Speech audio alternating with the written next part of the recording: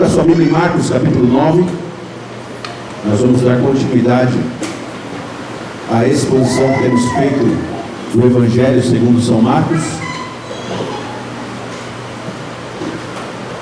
Marcos capítulo 9 é nosso texto de hoje, se encontra a partir do verso 30.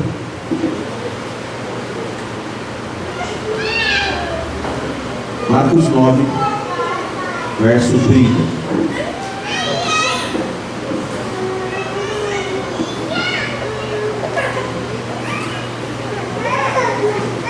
Texto sagrado, palavra de Deus, texto que São Marcos escreveu, inspirado pelo Espírito Santo, diz assim: tendo saído dali, passavam pela Galiléia. E Jesus não queria que ninguém o soubesse, porque ensinava aos seus discípulos e lhes dizia: o Filho do Homem será entregue nas mãos dos homens, e estes o matarão, mas 3 dias depois da sua morte ressuscitará. Eles, porém, não compreendiam isso e tinham medo de perguntar. Chegaram então a Cafarnaum, e estando em casa, Jesus perguntou aos discípulos: sobre o que vocês estavam discutindo no caminho?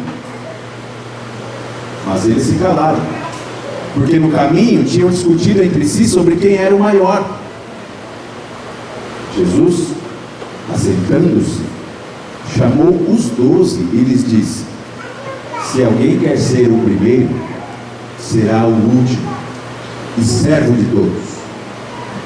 Trazendo uma criança, colocou-a no meio deles e, tomando-a nos braços, disse-lhes: quem receber uma criança tal como esta em meu nome, recebe a mim, e quem receber a mim, não é a mim que recebe, mas aquele que me enviou.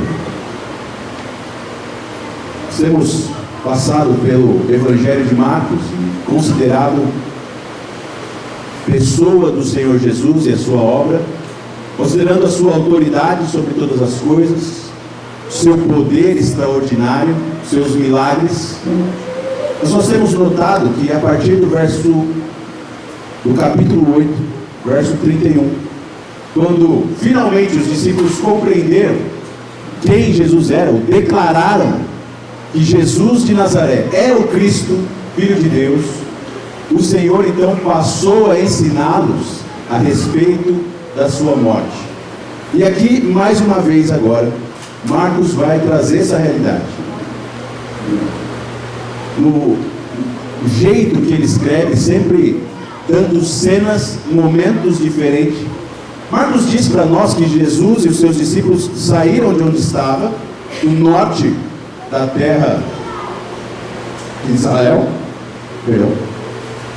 saindo dali e indo em direção ao sul. O Senhor Jesus vai atravessar a Galileia e não mais voltará a esse lugar até que ele ressuscite dentre os mortos. Jesus está saindo, deixando aquela região com os seus discípulos, vai chegar à cidade de Cafarnaum, e é a última vez no Evangelho de Marcos que nós vamos ver Jesus nesse lugar com os seus discípulos, até que ele chegue depois da sua ressurreição para falar com eles ali de novo. E o Senhor agora tem essa missão, e ele vai focar nisso, nessa lição aos seus discípulos, ensiná-los a realidade de que ele, sendo o Messias, sendo o Cristo, sendo o mediador, o rei esperado, o filho de Davi, ele vai ser perseguido, vai sofrer, vai ser entregue nas mãos dos homens para ser morto e ressuscitar ao terceiro dia. O Senhor Jesus passa a ensinar veementemente isso aos seus discípulos. Marcos registra isso. Você vai ver Marcos repetindo até o capítulo 11, da metade do capítulo 8 até o capítulo 11, final do capítulo 10, o Senhor Jesus repetindo e repetindo: é necessário que o Filho do Homem seja entregue para ser morto. Esse é o ensino que Jesus está dando. Um ensino que os discípulos não compreendem, não têm entendimento. E não só não compreendem, não têm entendimento, como não estão a fim de perguntar sobre aquilo. Eles não têm disposição, porque têm medo da pergunta, têm medo do tema, têm medo do assunto, medo da resposta. E nesse caso específico, nessa cena em particular, versículo 30 ao versículo 37, nós temos uma característica muito forte, exposta por Marcos, da realidade humana dos discípulos de Jesus, e por que é que nós tememos tanto esse assunto, porque eles temiam e porque nós tememos. Mas focar no que Marcos fala a respeito deles. Os discípulos não querem saber do assunto ressurreição, morte, traição. O papo é esse de traição, Jesus sendo entregue nas mãos dos homens. Mas Marcos nos chama a atenção de que, enquanto eles não têm coragem para falar sobre esse assunto, a morte de Jesus, a ressurreição de Jesus, quando eles não têm coragem para perguntar a respeito de sofrimento, para perguntar a respeito de traição, de dor, de vergonha, eles estão muito dispostos para discutir um outro assunto. Eles estão muito engajados para descobrir uma outra informação. Enquanto aquele ensino que Jesus falou, agora vocês estão prontos para receber. Aprendam que eu serei envergonhado, serei morto, serei traído. Isso não chama a atenção deles. Esse assunto aí é pesado, né? Não vamos falar disso aí. Eles estão muito animados para tratar de uma outra questão, de uma outra pergunta. E uma pergunta que revela completamente os discípulos como seres humanos normais. É possível ver um espelho aqui ao considerar o debate dos discípulos de Cristo. Marcos vai dizer que Jesus está caminhando com os discípulos, traz esse assunto, e quando eles chegam em Cafarnaum, o Senhor Jesus, daquela maneira dele, misericordiosa, faz uma pergunta para ele: do que vocês estavam conversando enquanto a gente caminhava até aqui? Qual era o assunto que vocês debatiam? Qual era o assunto?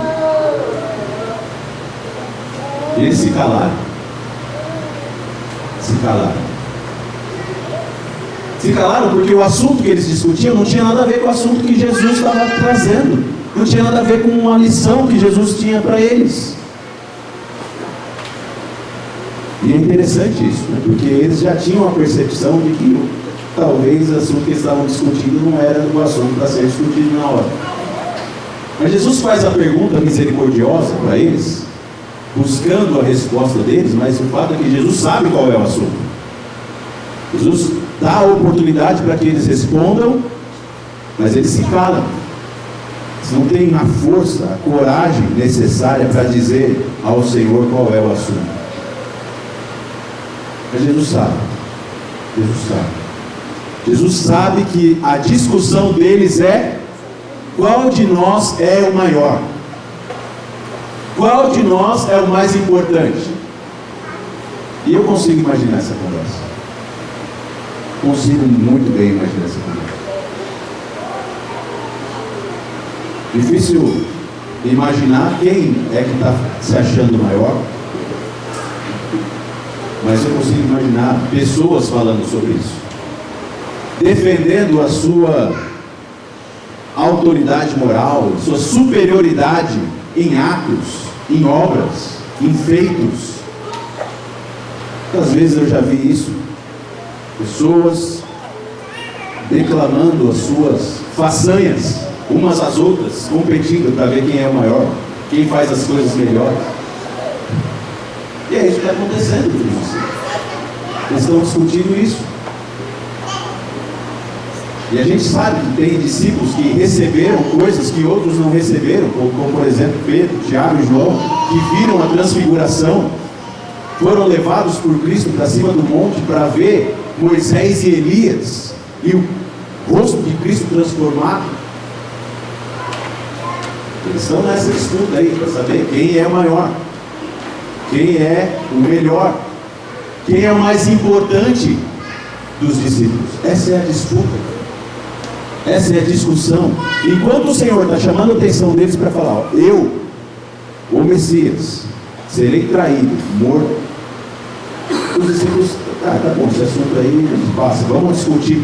O que vale a pena discutir agora é quem é o maior dos discípulos, quem é o maior entre nós, quem é o mais importante. Meus irmãos, a disposição dos discípulos aqui revela muito da condição humana. O ser humano é isso aí, essa disposição para uma apresentação de si mesmo que é totalmente mentirosa e enganosa. Há uma música popular brasileira, muito antiga, que fala bem dessa tolice da soberba humana. Ela vai dizer que a vaidade, ela é assim: ela põe o pombo no alto e tira a escada e fica por perto esperando sentado, mais cedo ou mais tarde ele acaba no chão. O ser humano é essa tolice. Ele é colocado pela sua vaidade num alto e acha que ele é alto. A verdade é que a vaidade que o colocou ali fica só esperando um besta cair no chão de cara. E aqui essa mesma música vai dizer que quanto maior é o coqueiro, maior é o tombo do coco. E quanto mais alto o tolo pensa que está, mais alto é o tombo dele. O ser humano tem essa disposição de se considerar alto, de se considerar alguém importante e de se comparar com o outro, dizendo: olha, eu sou maior que você, eu fiz isso, eu fiz aquilo. Essa é a disposição do coração do ser humano. Mas o que Jesus vai dizer para esses homens é que isso é uma inversão da maneira que Deus criou. Essa disposição do ser humano para se colocar como alto e ficar disputando para saber quem é o maior é, na verdade, uma inversão total dos valores e da maneira que Deus criou o mundo. Cristo, sabendo do assunto, ele se põe a ensinar. O texto de Marcos é interessante, né? Diz que Jesus, no verso 35, se assenta e chama os discípulos. Ok, agora é uma hora de a gente parar. E essa é uma ação, né, muito clara dos mestres dos tempos de Jesus. Os professores do tempo de Jesus não ensinavam em pé quando era uma aula mesmo séria. No momento do ensino é a hora que o mestre senta. Ele senta e ele chama os seus discípulos e fala: venham aqui, eu tenho uma lição para vocês. Venham aqui, eu tenho uma lição para vocês. Eu sei o que é que vocês estavam discutindo no caminho. Eu sei qual é o assunto que vocês estão discutindo. O que vocês estão aí considerando para saber qual é o maior entre vocês? Mas eu vou te dizer uma coisa, olha o verso 35. Jesus, assentando-se, chamou os 12 e lhes disse: se alguém quer ser o primeiro, será o último e servo de todos. Se alguém quer ser o primeiro, será o último e servo de todos. Jesus claramente, diretamente, de uma maneira que não deixa dúvidas, fala para os discípulos que essa busca deles para descobrir quem é o maior, a busca para saber quem é o melhor, quem é o mais importante, é uma inversão de valores, porque no reino de Deus, quem quer ser o primeiro, será o último. Quem quer ser o primeiro, será o último, e servo de todos. Eu não vou explorar muito o serviço na noite de hoje, porque eu quero trabalhar isso com vocês quando chegar em Marcos, capítulo 10, verso 45, onde o Cristo vai falar sobre isso mesmo, sobre a disposição dele mesmo de servir os homens. Mas eu quero trabalhar com você essa questão da inversão que nós fazemos no mundo, na busca de uma afirmação pessoal como grande, quando na verdade, no reino de Deus, nós precisamos nos considerar como últimos. E o Senhor Jesus vai ilustrar isso de uma maneira muito significativa, muito brilhante. Ele quer ensinar aos discípulos que a busca deles por essa resposta de quem é o maior está completamente equivocada, completamente errada. E ele vai então ilustrar isso, esse ensino. Vocês querem saber como é que funciona o reino de Deus? Quem é o importante no reino de Deus? Então, peraí. Jesus busca uma criança. Pega uma criança e põe essa criança no seu colo e diz: quem recebe uma criança tal como esta, em meu nome, recebe a mim. E quem receber a mim, não é a mim que recebe, mas aquele que me enviou. Há duas questões aqui importantes que nós precisamos compreender. Primeiro, por que é que Jesus usa uma criança? Por que é que Jesus usa uma criança? E a segunda, o que é receber uma criança? O que é que Jesus diz que é necessário ser como criança? No texto de Mateus e de Lucas, que são os textos paralelos a essa narrativa de Marcos, o Senhor Jesus vai dizer em Mateus que aquele que crê nele deve se tornar como criança, deve ser como uma criança. Por que como uma criança? Por que é que Jesus diz isso? Numa disputa onde está comparando o ego, por que como uma criança? Nos dias de Jesus, a criança era um ser não muito reconhecido como valorizado. Nos dias de Jesus, a criança não tinha valor nenhum. Essa é a verdade. Se tinha um ser que estava abaixo na cadeia de importância, esse ser era a criança. Você tem nos dias de Jesus uma sociedade que é patriarcal, e assim sendo, ela honra principalmente o pai, o homem, pai, líder da casa. Essa é a disposição dos dias de Jesus. Quem é importante? O pai, porque é ele que lidera, é ele quem governa, é ele que conduz a casa. O importante é quem conduz. Depois a mãe, finalmente as crianças. E mais desprezada ainda eram as crianças pequenas. Num contexto onde a mortalidade infantil era muito alta, você nem sabia se aquela criança chegaria aos 5 anos de idade. Não dá para valorizar muito aqui. Não dá para ter muito apego a um ser que você não sabe nem quantos anos vai viver. Crianças eram desprezadas nos dias de Jesus, eram desvalorizadas, não tinha valor nenhum. E sabe o que é mais triste, por assim dizer? É o fato de que essa é uma realidade até hoje. Pensa num ser que é desprezado. São as crianças. Até os dias de hoje, um ser que é desprezado são as crianças. Quer saber como você chega a essa conclusão? Como eu chego a essa conclusão? É só você ver quais são todas as coisas que uma pessoa põe antes na sua vida, antes dela pensar em ter um filho. Pega um adulto hoje, solteiro, seus 24, 25 anos, e pergunta para ele: você quer ter filhos? Se ele responder que sim, que já é uma dificuldade, aí você pergunta: quando? E aí presta atenção no momento em que ele vai falar que ele quer ter filhos. Depois que eu me formar, tiver um emprego, aí pode ser que ele queira, a ordem pode ser diferente. Eu vou me casar, ou ele vai dizer: eu vou comprar a minha casa. Então essa ordem aqui pode mudar. Ou ele casa e compra a casa com a esposa, ou ele compra a casa e depois casa. Mas então já vai colocando a lista aí, né? Formar, ter um emprego estável, comprar uma casa, vou me casar, aí vou viajar, curtir o casamento, conhecer o mundo,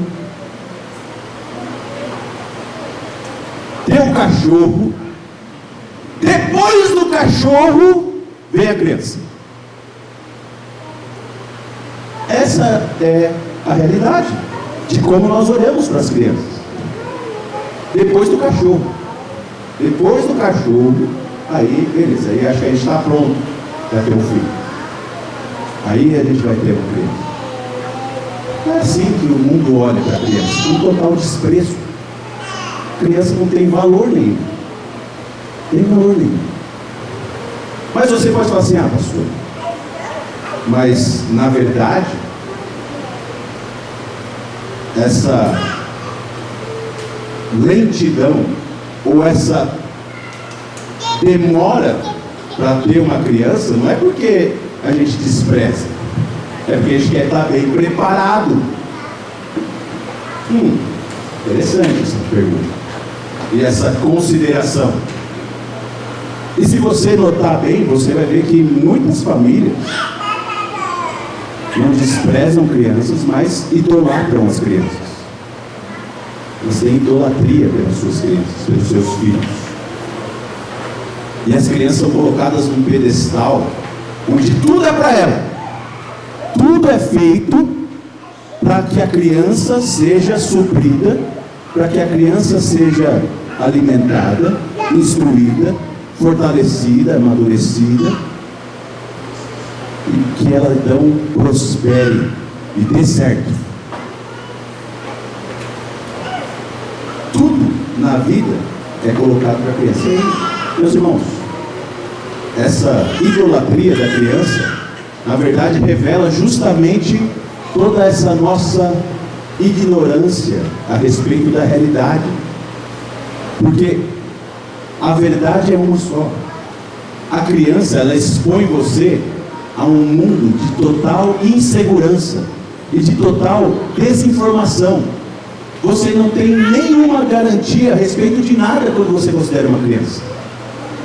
Como eu disse, nos tempos de Jesus, as pessoas não sabiam nem se aquela criança completaria 10 anos de idade. E o que nós temos hoje nessa idolatria aos infantes é uma tentativa de deixar o mundo todo pronto para que quando a criança chegar, eu tenha certeza de que o meu filho vai dar certo. O meu filho vai dar certo. Eu vou tentar criar todo o ambiente preparado, seguro, construído para que ele dê certo. Mas a verdade é que nós nunca sabemos se uma criança vai dar certo ou não. Uma criança é completamente incerta. A criança não é nada. A criança, você não sabe de nada. O que pode ser, o que não pode ser. E essa é a condição da criança. Por isso que Jesus pega então uma criança e diz: olha, esse ser aqui, que você não sabe nada, você não sabe se ele vai dar certo, você não sabe quem ele é, ele não tem nada para te oferecer. Esse é o modelo de pessoas que vocês devem ser. E não só isso, esse é o modelo de pessoas que vocês devem buscar. Não busquem pessoas pensando simplesmente naquilo que você pode receber delas, do resultado que elas terão a oferecer para você. Isso é o ensino do Senhor Jesus. E não só isso, não seja essa pessoa que ganha o interesse das outras por causa da sua posição em poder oferecer coisas para os outros. Porque sabe qual é a realidade, irmãos? Qualquer ser humano, seja ele adulto, idoso, apesar do Heber ter lido aqui que todos os idosos serão destruídos, eram os ídolos, não os idosos, né? Mas os idosos também serão mortos. Os idosos, os jovens, adulto ou criança, seja qual for a idade do ser humano, a realidade do ser humano é nada. E o Senhor Jesus então pega a criança para demonstrar essa fraqueza, essa inutilidade, essa limitação que é o ser humano. O ser humano é criatura, ele não é poderoso, ele não é autossuficiente, não é autossustentável, ele é completamente dependente.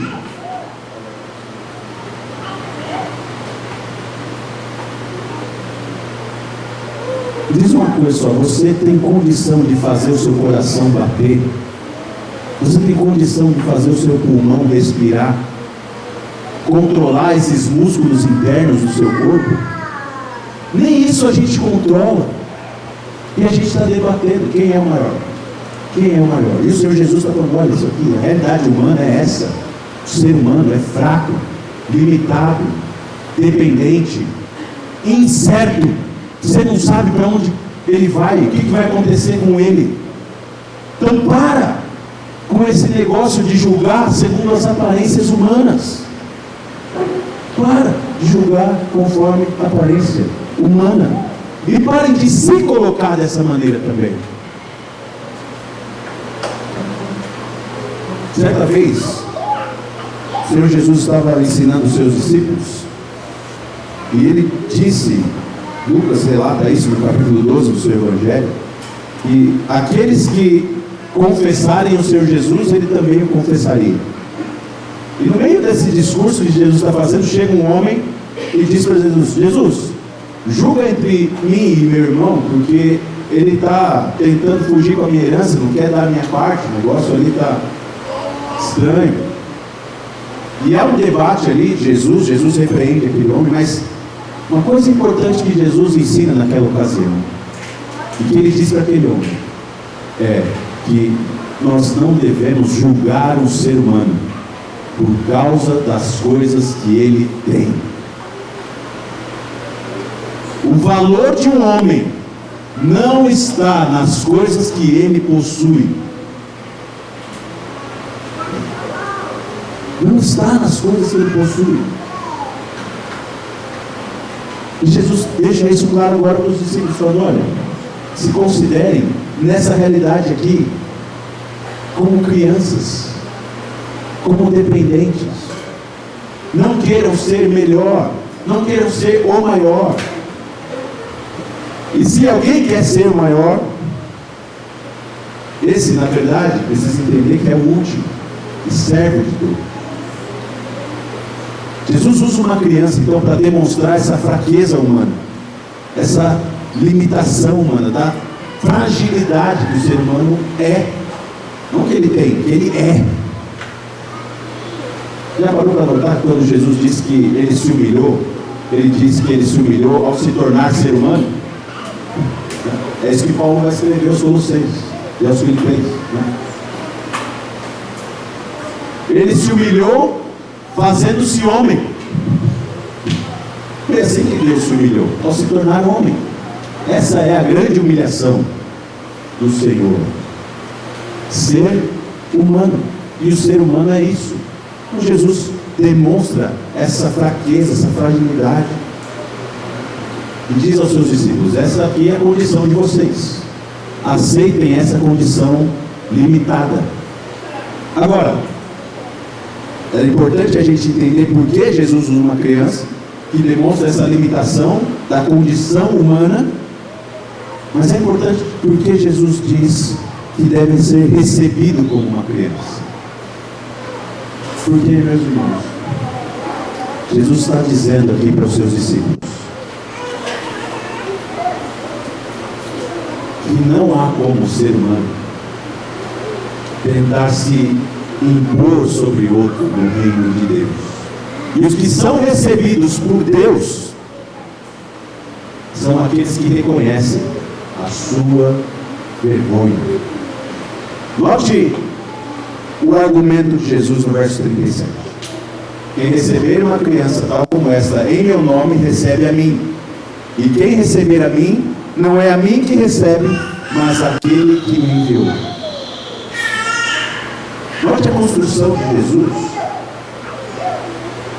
E pensa em quem Jesus está ensinando. E pensa no contexto da discussão dos discípulos. Os discípulos querem ser recebidos como o mais importante. Por isso que estão discutindo quem é o maior, quem é o melhor, quem é o mais milagroso deles. Ou quem tem mais potencial aí para ser o número 2 de Jesus? A gente sabe, mais para frente, por outros textos, de João e Tiago, seu irmão, pediram para Jesus, né? Senhor, deixa ele sentar um à sua direita, outro à sua esquerda, lá no seu reino. Mas Jesus está dizendo para eles o seguinte: gente, o negócio funciona de outro jeito. Vocês são crianças, são humilhados, e é na humilhação que vocês serão recebidos. Porque o Pai é recebido na humilhação do Filho, e os discípulos são recebidos na humilhação do Filho. E todo aquele que receber um discípulo que está humilhado no Filho será recebido também. E é isso que Jesus está ensinando para eles. Daqui a algum tempo, o ensino de Jesus aqui, nos dias de Jesus enviaria esses homens para serem suas testemunhas. E eles não iriam representar Cristo em grandeza, em poder militar, mas eles iriam representar Cristo em sofrimento, em dor, em padecimento, traição, em morte, vergonha. Tudo aquilo que o seu mestre havia passado, tudo aquilo que o seu mestre havia experimentado, eles também caminhariam no mesmo caminho, demonstrando que Cristo é supremo, mesmo sendo humilde, e que Cristo é o Rei da terra, mesmo estando ele humilhado, traído, morto, crucificado. Quando Jesus diz: olha, a minha glória vai ser na cruz, a minha glória é na cruz, é na humilhação. Não queiram vocês serem recebidos de outra maneira, a não ser também na humilhação de vocês. E aqueles que receberem os humildes, recebem a mim. E quem recebe a mim, recebe o Pai que me enviou. E aí não só isso. Quem recebe o Pai é também recebido pelo Pai. E há essa troca. E Jesus então deixa isso muito evidente. Que no reino de Deus, o último, a vergonha é que antecede a glória. E a busca deve ser então pela humildade. A busca é do reconhecimento da sua incapacidade, da sua limitação, da sua pecaminosidade e da sua necessidade de Salvador. Quem não disser abertamente: eu sou dependente de Cristo de Nazaré, não é recebido por Ele, e também não será recebido pelas pessoas. Mas no reino de Deus, o mundo vai funcionar dentro dessa realidade, da realidade de Cristo. Será entregue nas mãos dos homens. Os homens o matarão, mas 3 dias depois de sua morte, ele ressuscitará. E Jesus então ensina para esses discípulos: olha, vocês querem fugir do assunto, mas esse assunto não dá para fugir dele. Vocês querem evitar o assunto morte para discutir quem é o melhor, quem é o maior, mas a verdade é que não há como ter gente grande sem que eles se submetam a mim. E quem se submete a mim não tem como ser grande, porque está sujeito, é servo, é humilhado. Um crente orgulhoso é uma das maiores incoerências que existem.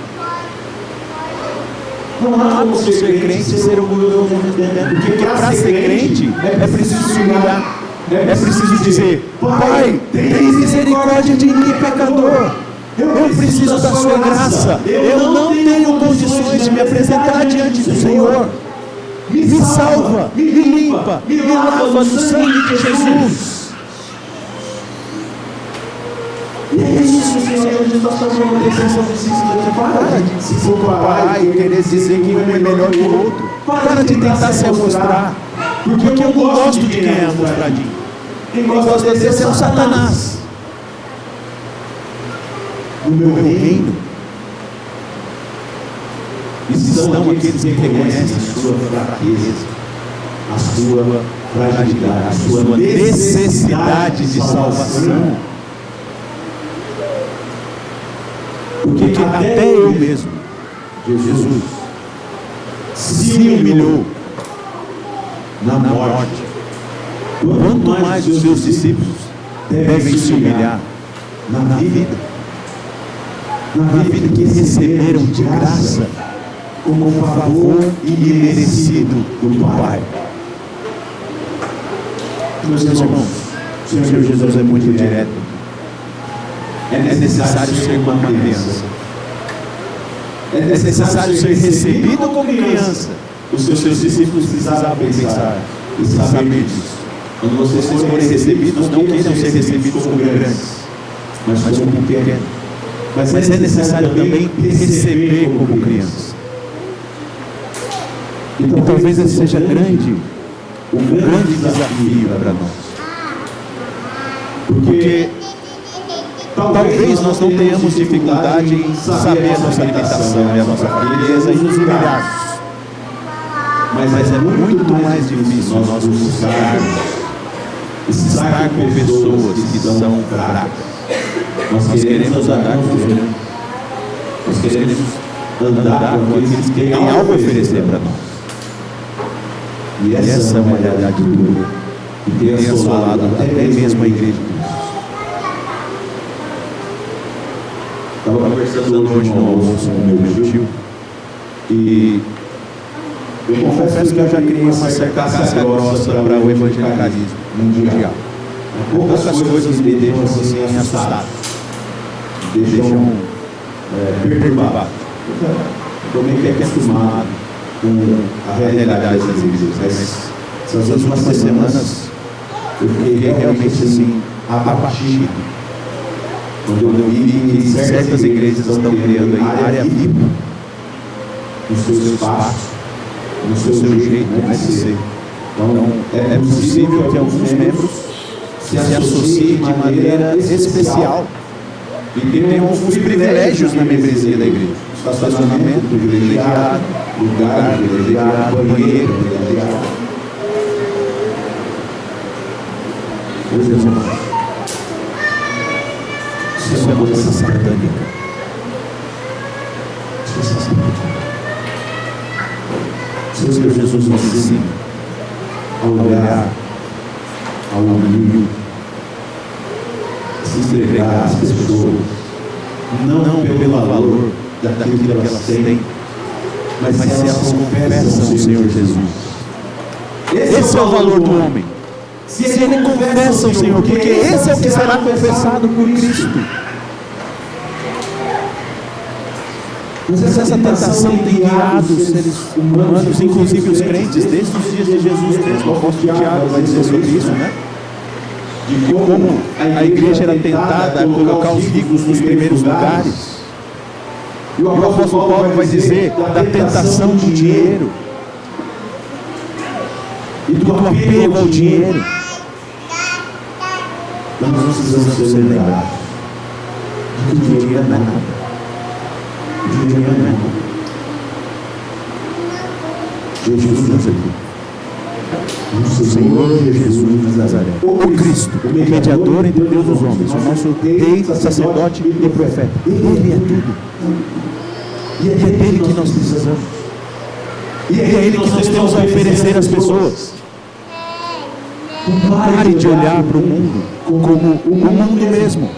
E aprenda a olhar para o mundo como Cristo. Recebendo aqueles que são quebrados. Investindo naqueles que não têm nada para dar para você.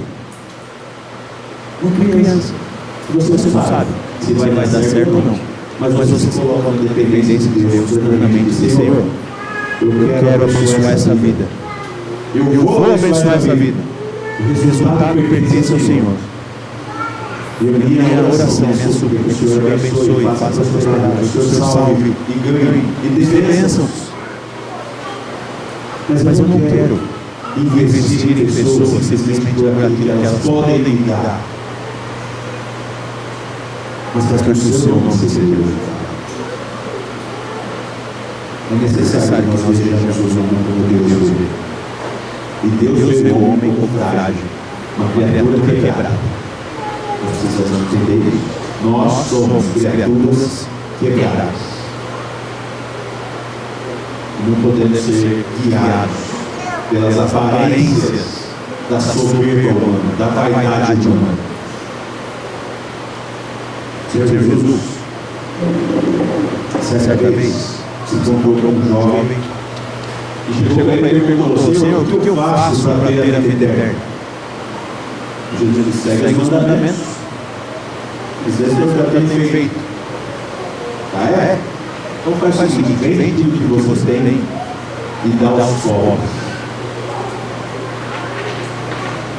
Aquele moço achou pesado demais a palavra de Jesus e foi embora. Mas na verdade, aquele moço não teve condição de fazer isso. Mas Jesus de Nazaré é esse homem que abre mão da glória, se fez criatura para as crianças perdidas, que não tinham nenhuma previsibilidade. Aliás, não só não tinha previsibilidade, mas tinha uma condenação sobre si. A morte era segura para todas elas. Mas Jesus abraçou a humilhação para salvar os seus filhos. E eles dizem: aprendam a olhar como eu olho. Aprendam a olhar como eu olho. Não deem valor a essas coisas tristes aí, buscando se impor um sobre o outro, buscando a sua imagem em si mesmo, mas busquem a sua imagem, o Filho de Deus, o Cristo, que tira o pecado. Vamos orar com Deus. Deus bendito, tem misericórdia de nós, porque nós somos muito frágeis. E nós somos tão frágeis que as aparentes seguranças que esse mundo pode nos oferecer, a gente corre para elas que nem louco. E a gente abraça elas, criando ídolos que serão jogados no fogo, como nós lemos no texto de Isaías. Todos os ídolos serão destruídos, só o Senhor há de permanecer. Então o Senhor nos livra dos nossos ídolos, nos livra da ideia de uma segurança em qualquer coisa que não seja o Senhor, e nos dá a humildade para reconhecer isso, que nós só somos algo em Cristo Jesus. Dá-nos a humildade necessária para viver corretamente para o Senhor. Dá-nos a humildade para viver de uma maneira que exalta somente o seu nome, o nome do teu Filho Jesus e do Espírito Santo. Não permita, Pai, que nós estejamos entretidos numa disputa de ego entre nós mesmos, enquanto Jesus está nos instruindo sobre o caminho. Tira de nós, Pai. Tira de nós essa vergonha. E nos dá segurança em Ti para afirmarmos: eu sou um pecador fraco e recebeu a dádiva da salvação nos méritos do Filho de Deus. E que o Teu povo testemunhe assim. E que o nosso testemunho então sirva para que pessoas nos recebam e recebam o Filho e recebam aquele quem o enviou, o Pai. E assim sejam salvas do seu pecado na eternidade. Nos dá essa graça, para a glória do Teu nome e o bem do Teu povo, nós pedimos. Amém.